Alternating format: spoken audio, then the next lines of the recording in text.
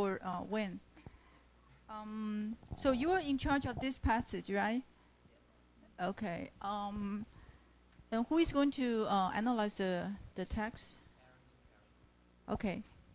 Go ahead, Karen. 我要开场吗？那好，I'm going to talk about this as a part summary.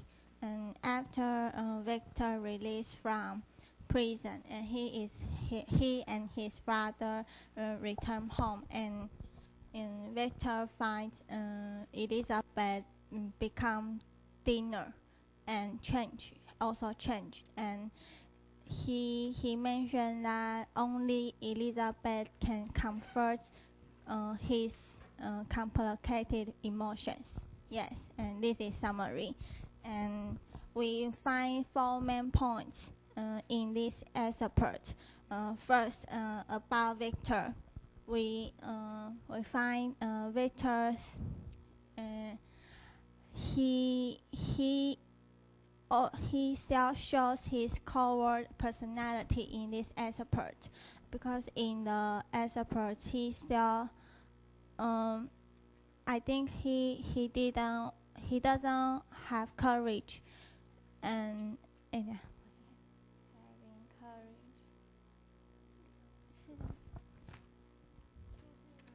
Could you give me an example of Yes. where he is Okay. a coward?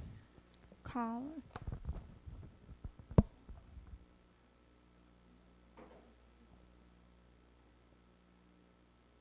You can also look at the passage here.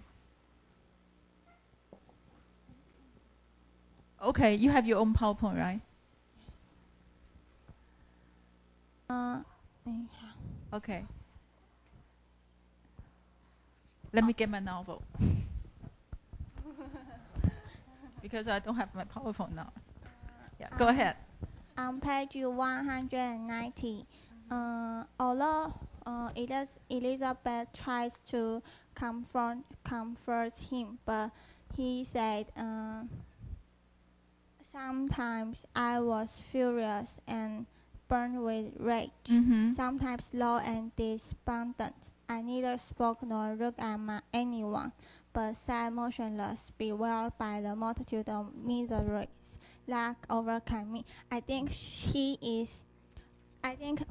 every time the Creator tries to harm his family, he can do is to be furious and think that all is the Creator's fault. Yes, and in some relevant pages, I think we can also find he always try to find many excuses to hide his faults, like on page 189. I have one secret. Elizabeth, a dreadful. 等一下。sorry. Page 80. When Justin was when Justin was accused of murder, killing 他叫 William 还是 Williams. Yes, Williams. He said, my tale was not one to announce publicly, and its astounding horror would be looked upon as madness by the vulgar. Did anyone indeed exist, except I, the Creator, who would believe unless his senses convinced him in the existence of the living? Moment of presumption and rash ignorance, which I had let loose upon the world. He think no one would believe him, so he didn't speak. He didn't reveal anyone that he did the Creator, did the horrible Creator. Yes, and this is about Victor's excuse. And In this excerpt, he said only Elizabeth can comfort him, but we raised some questions. I think Victor he didn't he said Elizabeth can comfort him, but it is some kind of contradictory. Contradictory, yeah, because if Elizabeth he loves Elizabeth, but why did he not want to tell the secrets to Elizabeth? Although he want to tell her, but on page 189, he said, "I have one secret, Elizabeth, a dreadful one," but he chose to tell her after their marriage. So this we will talk about later. Yes. Karen? We also found this excerpt passage significance because it is a transition to another big turning point in this novel, that is Elizabeth's death. However, to Victor, he didn't realize what the monster's meaning that I shall be with you on your wedding night. He mistakes this as his own death, his fate. So he shows his own personality in a awkward silent mode, that uneasy and anxious, and that Elizabeth is there for him to comfort him. And in this excerpt, that in the last paragraph, she wept with me and for me, and we can see that Elizabeth is really a considerate and caring woman for Victor. And we found some passage that can be evidence to support that Elizabeth as a comfort for Victor, like page 63 in chapter 6. This is where, when Victor buried himself in studying the creation, that she said in her letter, "You have been ill, very ill, and even the constant letters of dear kind Henry are not sufficient to reassure me on your health." And even Victor is far away from her, she also cared about her and tried to contact from Henry to know what Victor's condition is now. And the next one is about page 153 to 54. This is when Victor is going to England again to create another creature for the monster. And she, from Victor's viewpoint, that he thinks that Elizabeth is always there for him, and we can see that the line said, "It had been her care which provided me a companion in Clerval." So we see strong relationship in both of them. And also this proves Elizabeth's comfort and support. And the next one is on page 189.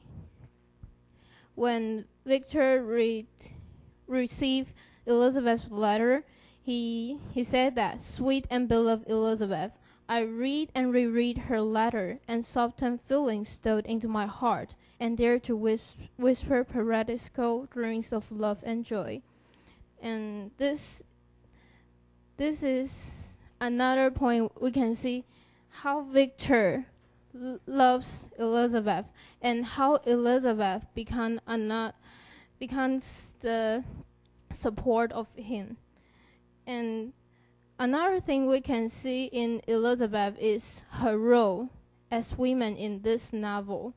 We can see from the interaction between she and Victor and the Frankenstein family, and also the sacrifice image when we compare to Justin, the trial, and the in our relevance to us that part, we think that as for Elizabeth, she is passive outward, but she is really active inward.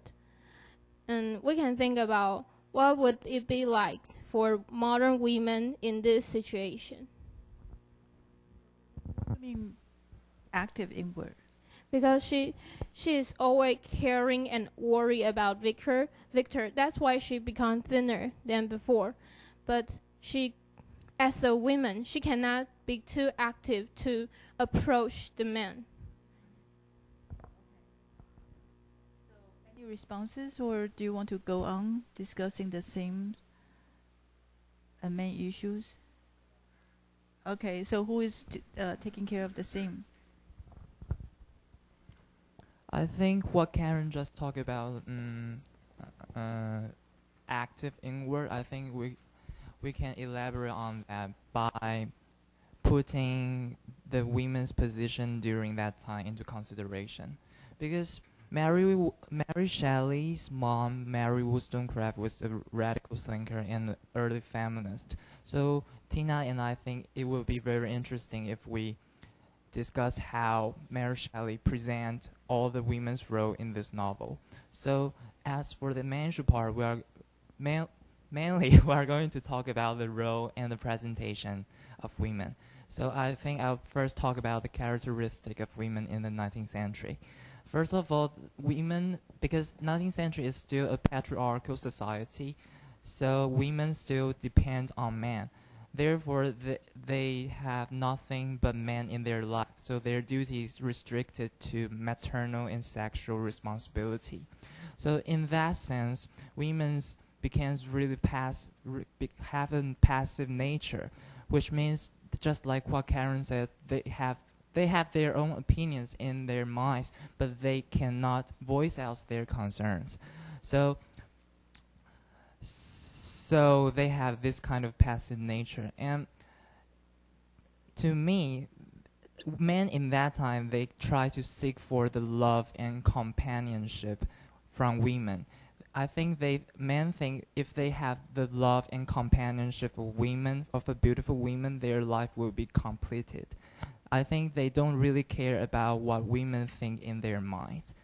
And I think we can move on to, in this novel, there are lots of women, and I try to organize them into two clusters. I named them the two clusters of women.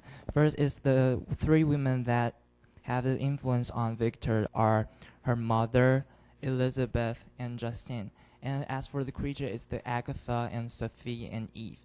And I will first talk about Elizabeth, and the rest of, and Tina and I will talk about the rest of them later. Elizabeth was, I think, Frankenstein, like on page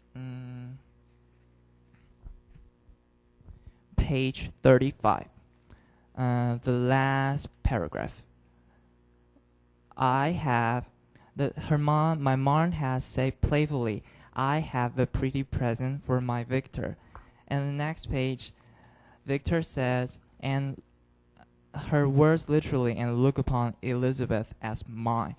I think in this passage we can see that it is very clear that Elizabeth is presented as a possession here. So I think it kind of fit into what I just talked about, the women's role in 19th century. They are not very respected.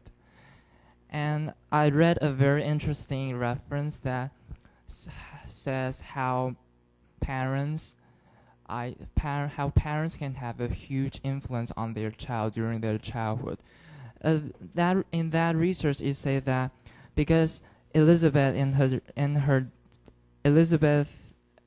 Caroline, Victor's mother, and her father gave Elizabeth to Victor when he was a child, and he told them, I have a pretty present for Victor.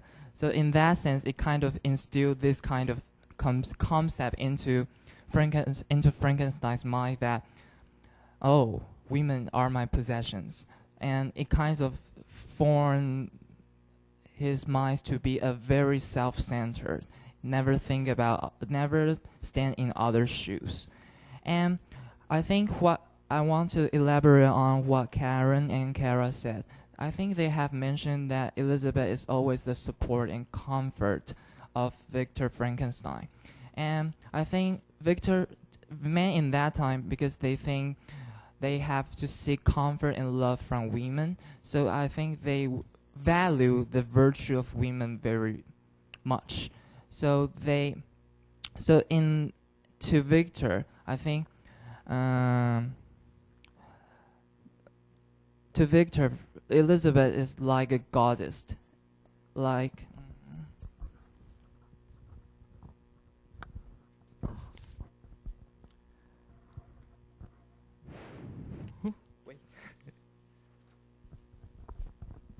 like I found a passage, and I haven't checked on what page yet. It just said she is a being heaven sent and bearing a celestial stamp. In that sense, we can see that Elizabeth is like a goddess imagery, like a divine imagery to Victor Frankenstein. And Victor Frankenstein even described her as fairer than picture sheriff, which means she is more beautiful than the angels. And in this novel, in this passage, we can see that, as I have mentioned before, women seek for companionship and love from women. Men seek for companionship and love from women. In the excerpt we've been assigned in the first paragraph, we can see that, but her gentleness and soft looks of compassion made her a more fit companion for one blessed and miserable as I was. I think this just supports what I just had said, that women are just simply their companion, and men didn't really care that much about women in that time. So in our group, later in our group, because in this novel, our knowledge of the female characters were all from the perception of Victor Frankenstein himself. So we think it is not very authentic. Maybe those women have something to say. So later we will have Tiffany and Wayne they will do a creative revision to respond to this excerpt. So I'll hand the mic to Tina.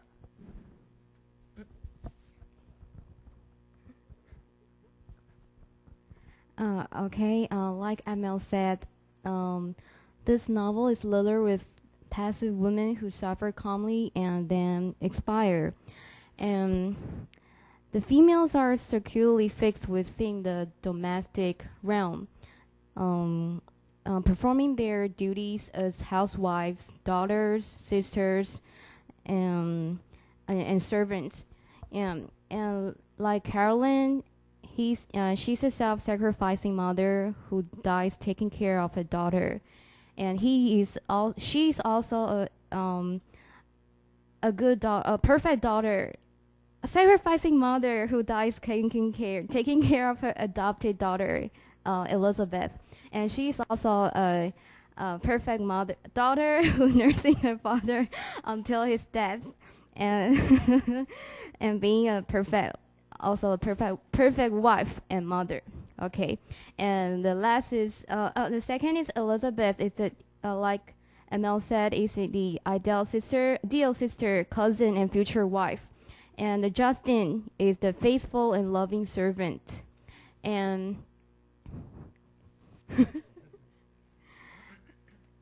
and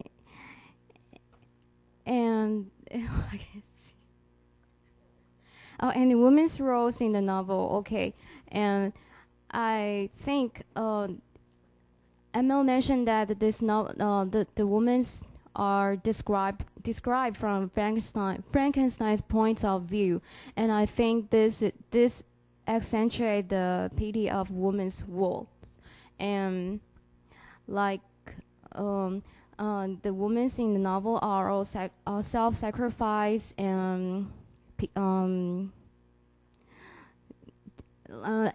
angelic, like, and compassion and loving, and they are selfless.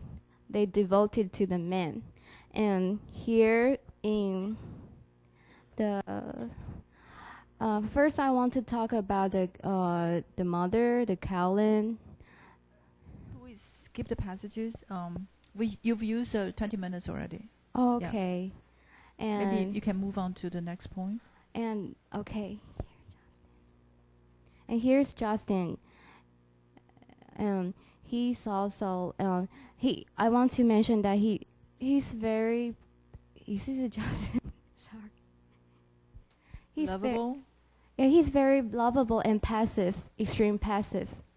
Is this a Justin the passenger? 吗？今天我没有戴眼镜。Yeah. Yes. Yeah. Submissive and religious. Yeah. And here in the next slide. Okay, other female roles. Okay, here are the roles that Amel said that the former cluster for the monster, and here I list some characteristics of. And here, and there's another point I didn't mention in the slide is the female monster. We want to put emphasis on it because we think Victor's fancy destruction of a part finished body is because maybe there's a possibility that the female monster represent the dark side of female sexuality. Yeah, because Frankenstein might have fears that she might be uncontrollable after she's done, or she might break the rules, or not be bound by the contract she before she existed. So therefore he destructed her. Yeah, and our conclusion for this part is the female. How about the role of Agatha? Why do you think that she shaped the monster's beliefs? Because she, the way she performed, the interaction, her interaction with the family, yeah, and the monster learned how to interact with people and build his belief toward people. Yeah. Go ahead. And here's a short conclusion for this part. The female character in the play are essential to understand Frankenstein's nature, and therefore thus ultimately to arouse the reader's empathy for him. Mm-hmm. Yeah. Okay. The next one. Okay. Since we're running out of time, I'll make it faster. When they ran out of time. You still have time. Okay. Yeah. Okay. And when and I in charge of the part symbolic extension and creative revision, and in this passage we can see that Elizabeth comforts Frankenstein whenever he was encountered with any difficulties. Therefore, we think that Elizabeth's her love toward Frankenstein is just like a sunshine. We found the evidence on page 38.